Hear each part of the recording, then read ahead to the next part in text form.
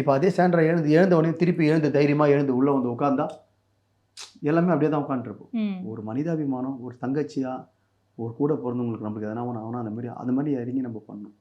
அது அவங்க நடித்தாங்கன்னா அது அவங்களுடைய அது அவங்களுடைய தப்பாக இருக்கலாம். அவங்க நடிச்சாங்கன்னு சொல்கிறாங்களா? நிறைய பேர் அதான் சொல்லிட்டு இருக்காங்க. அவங்க நிறைய இடத்துல வந்து நடிக்க தான் செய்கிறாங்க அப்படின்ற மாதிரிலாம் சொல்லி நடிக்க செய்கிறாங்கன்றதை நாங்கள் எப்போ கண்டுபிடிச்சாங்க? அதை விட்டுருங்க. இதுலேயுமே அது ஒரு சில பேர் சொல்லிட்டு இருக்காங்க. இவங்க நடிக்க ஆரம்பத்துலேருந்தே அவங்க எத்தனை தனியாக போய் உட்காந்தது, அவங்க பண்ணுறதெல்லாம் அதெல்லாம் பார்த்து நம்ம பார்க்குறோம்ல க்ளீனாக. இப்போ குழந்தை கூட தெரியும் அவங்க பண்ணுறது ஏதோ பண்ணுறாங்க. நம்ம சிரிச்சு நடுவு விட்டேன் நான் அப்போ.